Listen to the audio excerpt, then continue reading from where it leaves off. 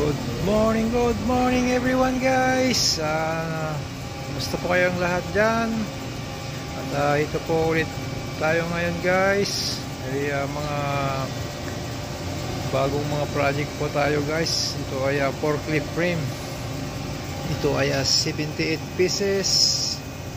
At ito ang mga kasalukuyang ginagawa namin guys. Ito yan guys, marami yan. Meron pa yan doon. Saka titingnan natin dito. Yan.